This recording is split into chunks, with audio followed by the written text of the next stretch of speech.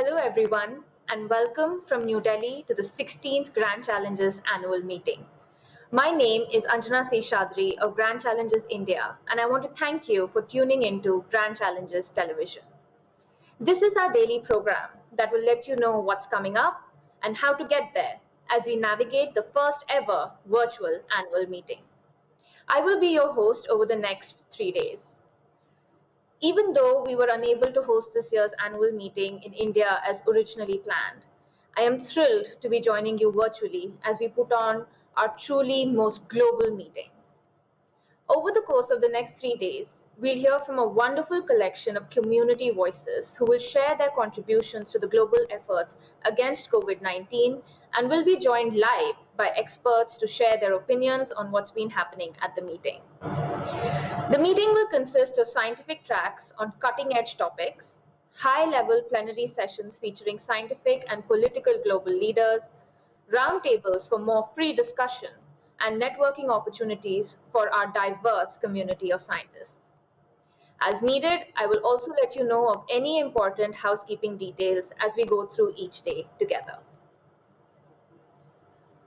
I hope you all enjoyed our opening plenary, Ending this Pandemic, Preventing the Next One. It was amazing to see so many impressive speakers discuss how we can tackle this pandemic as one community together. We are thrilled to welcome back Kedest Tesfagiorgis and Trevor Mundell as they reflect further on today's conversations and what we can look forward to over the next few days. Kedest and Trevor, over to you from Delhi.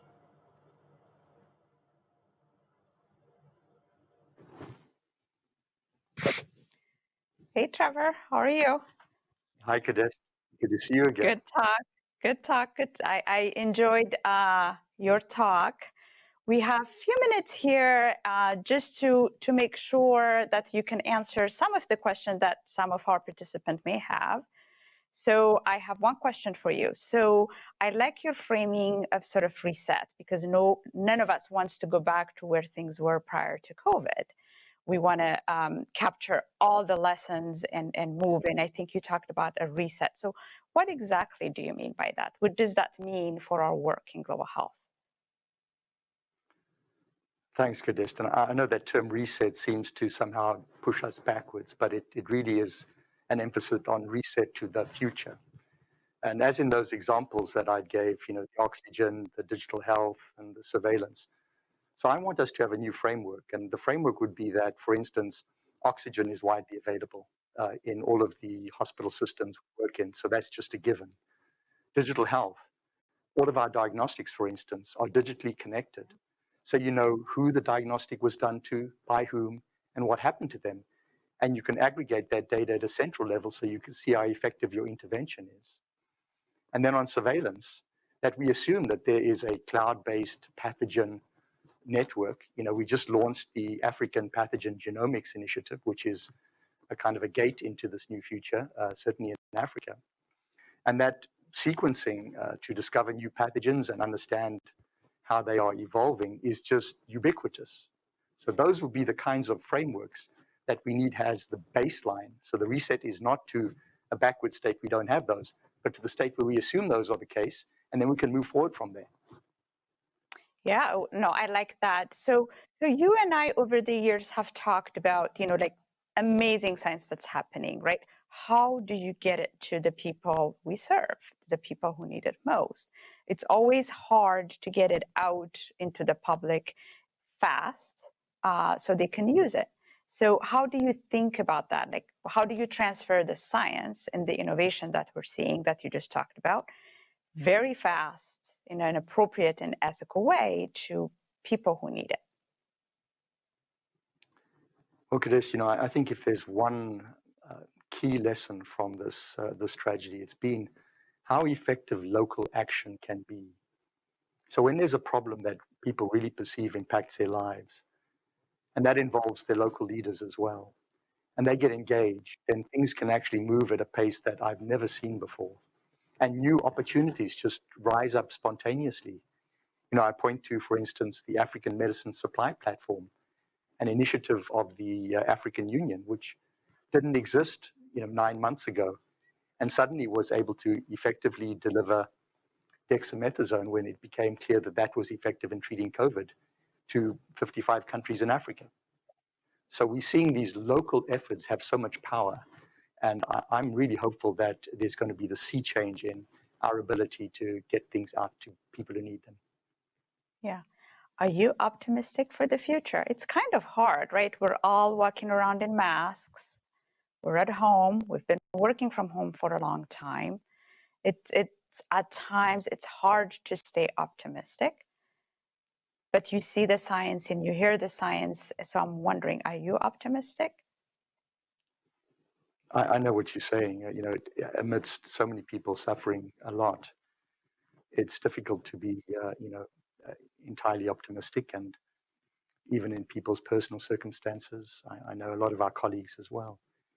But there again, you see things happening that you never saw before. I mean, Bill alluded to some of these in his talk, the rapidity of vaccine development and deployment, the therapeutics, the monoclonals. We've worked for years and years on monoclonals for malaria, and we haven't made as much progress as was made on COVID monoclonal antibodies in a period of about 6 months. Now we're going to go back to the malaria setting and we're going to say, well, we want the same there. So, on that front, I really am optimistic that we're going to see things move that we haven't in the next 2 to 3 years. Yeah, that's true.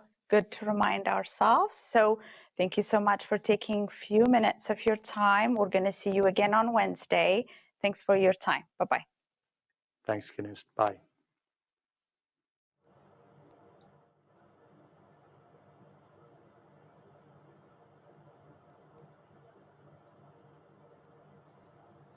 Thank you, Kadest and Trevor.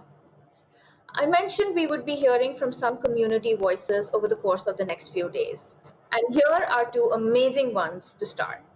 Please welcome Gagandeep Kang and Valerie Mizrahi. Hello, I'm Gagandeep Kang. I work at the Christian Medical College in Vellore in southern India. Over the past 6 months with COVID-19, what I've been looking at mostly is India's response to COVID. We've been tracking the epidemic and we've been very engaged with the sero surveys that have been done in multiple parts of the country. In particular, in Mumbai and Pune, we found that in slum dwellings where cases were high, we had over 50% seropositivity. We are now looking at what that means for the further spread of infections, since these rates are some of the highest in the world.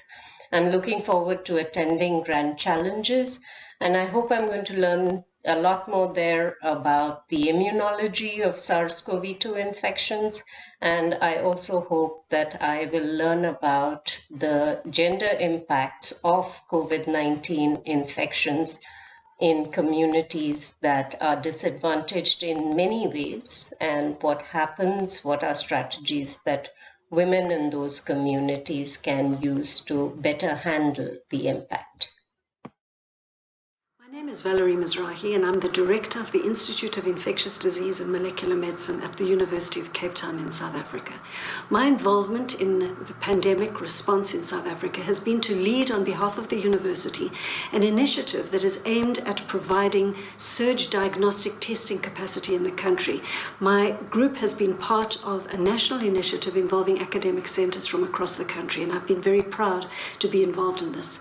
My main learnings from the past few months have been to underscore what I think I already knew: the power of collaboration, of solidarity, and the critical importance of resilience and flexibility. I will be attending the Grand Challenges meeting, and my purpose is to get a much better understanding of the way in which the pandemic has shaped and reshaped the global health agenda, particularly with respect to the impact of the control of tuberculosis and HIV.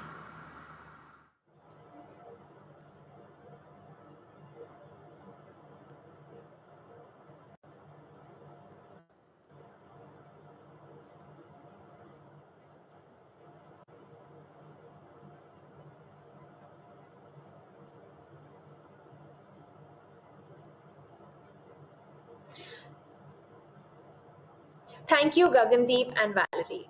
Now, we all heard Trevor introduce this year's call to action for proposals coming out of this year's meeting.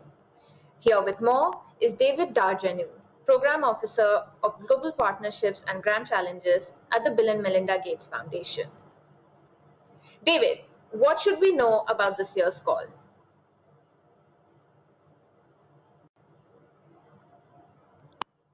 Thank you so much, Anjana, and greetings, everyone. I'm running the request for proposals under the Grand Challenges annual meeting call to action that you just heard Trevor Mundell open today and launch. And I'd like to give you some tips about applying. The biggest tip is to imagine things from the reviewer perspective, sitting in a room with a stack of proposals, hundreds of proposals. Please tell us in your proposal how it responds directly to this call to action. How is it tied to a specific problem discussed at the scientific tracks or plenary sessions? How will the work be anchored with the innovators and implementers closest to the problem? How will it build a collaborative partnership to solve a problem within the grant term? And how will these partnerships be maintained after the grant so that they can pivot to other key problems, those standing ones of today as well as the new ones of tomorrow? I look forward to reading your proposals. Have a great meeting, and I wish you and those close to you all the best. Thank you.